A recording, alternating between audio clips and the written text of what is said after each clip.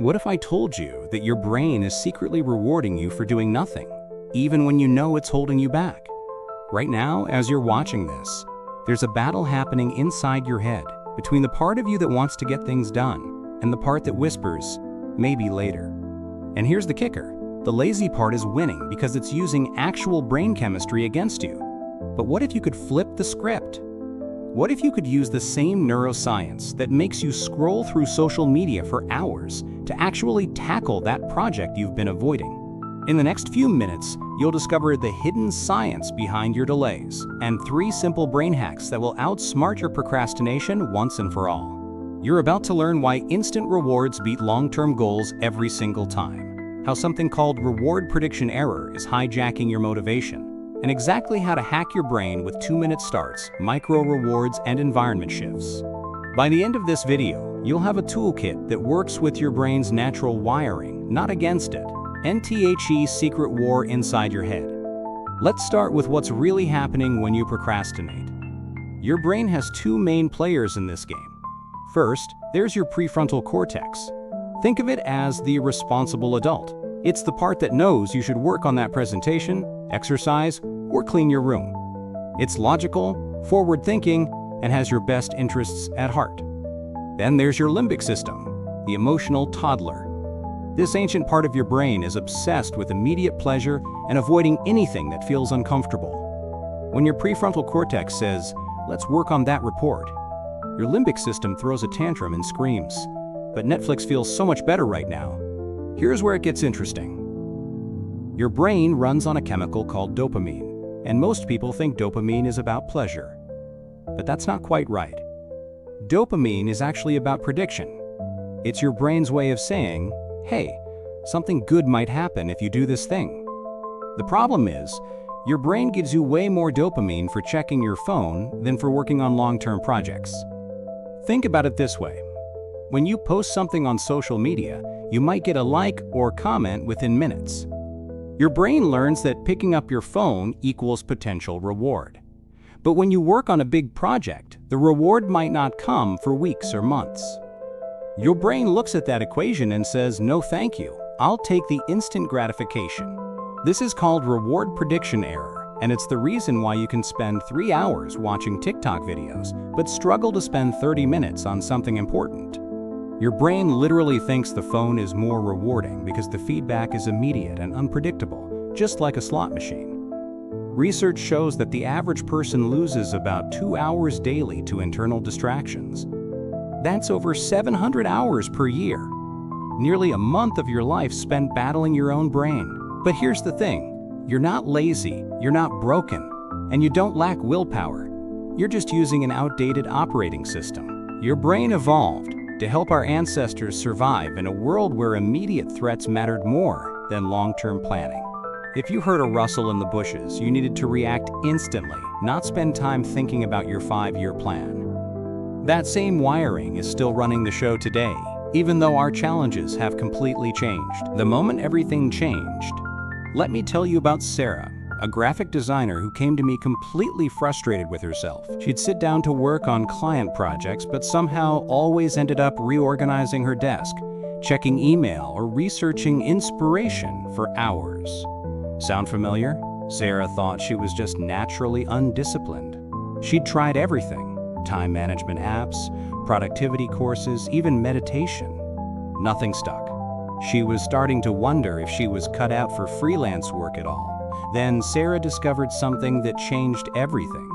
She realized that her brain wasn't actually procrastinating. It was doing exactly what it was designed to do. The problem wasn't her willpower. It was that she was fighting against her brain's natural reward system instead of working with it. The breakthrough came when Sarah started paying attention to the exact moment procrastination kicked in. She noticed that whenever she thought about starting a big project, her brain would immediately jump to how overwhelming it felt. Her limbic system would panic and start looking for escape routes, anything that felt easier and more immediately rewarding. But instead of judging herself for this reaction, Sarah got curious. She started treating her procrastination like a scientist studying an interesting phenomenon. And that's when she stumbled onto the 3 brain hacks that we're about to dive into. And 3 brain hacks that actually work in Brain Hack 1, the 2-minute start.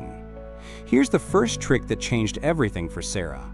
She committed to working for exactly 2 minutes. Not 2 hours, not even 20 minutes, just 2 minutes. This sounds almost insultingly simple, but there's serious science behind why it works. When you think about starting a big project, your brain imagines all the effort required to finish it.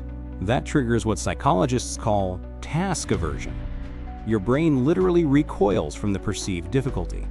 But when you commit to just 2 minutes, you're not asking your brain to climb Mount Everest.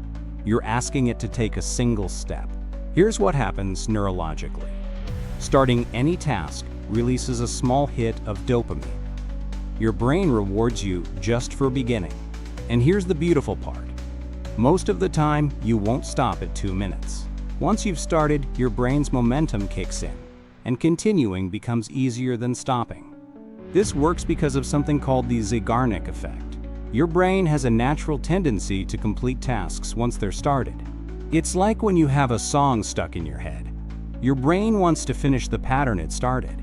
Sarah used this technique with her client projects.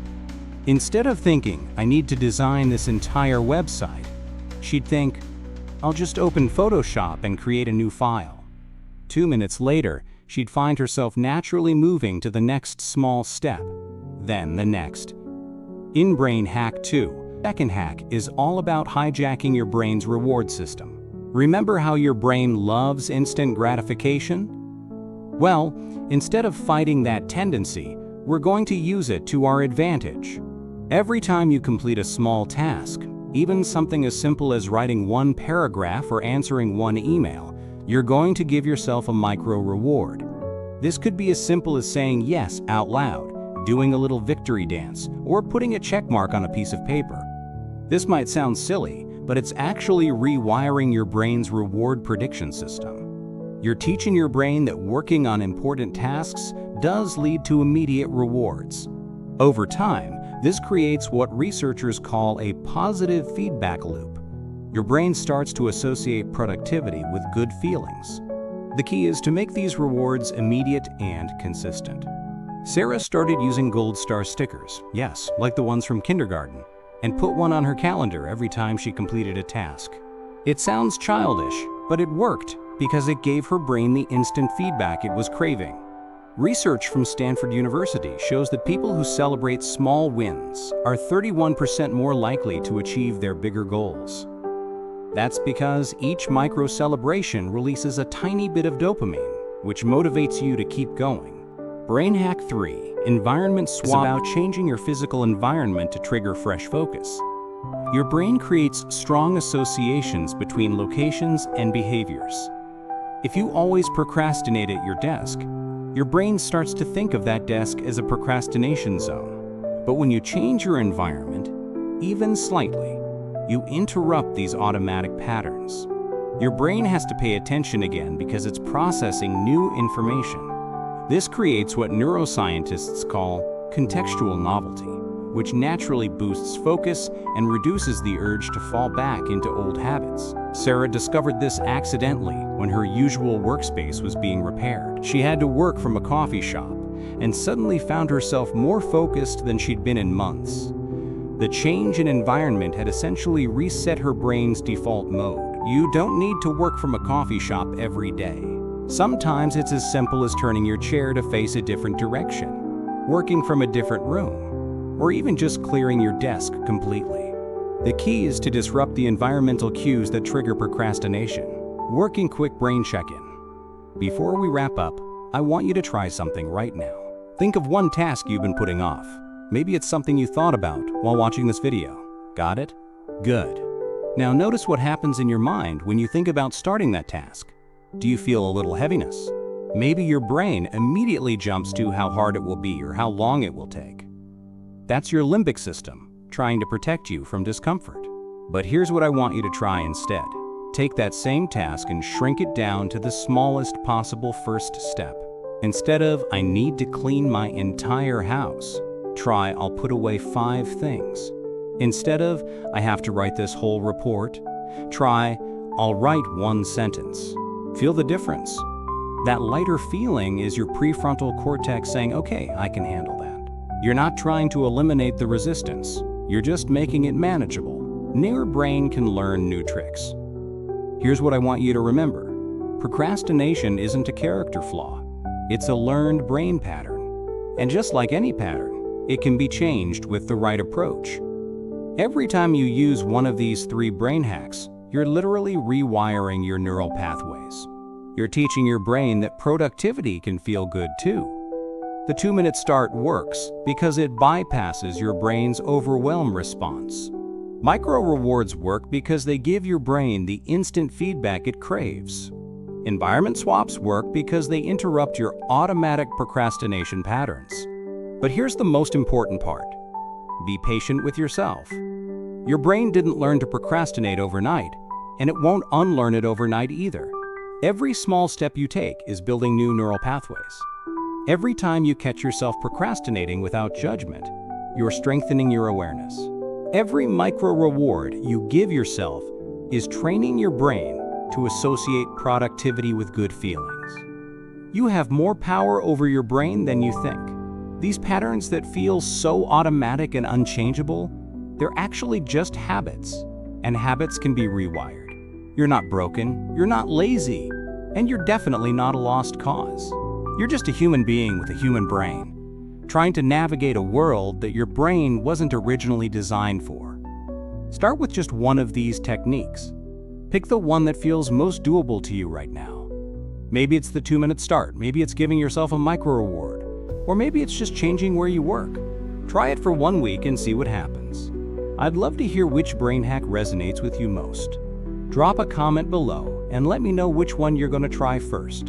And if you want to dive deeper into the neuroscience behind behavior change, make sure to subscribe, because we're just getting started on this journey of understanding how your amazing brain actually works. Remember, every expert was once a beginner. Every productive person was once a procrastinator. The only difference is that they learned to work with their brain instead of against it. And now you can too.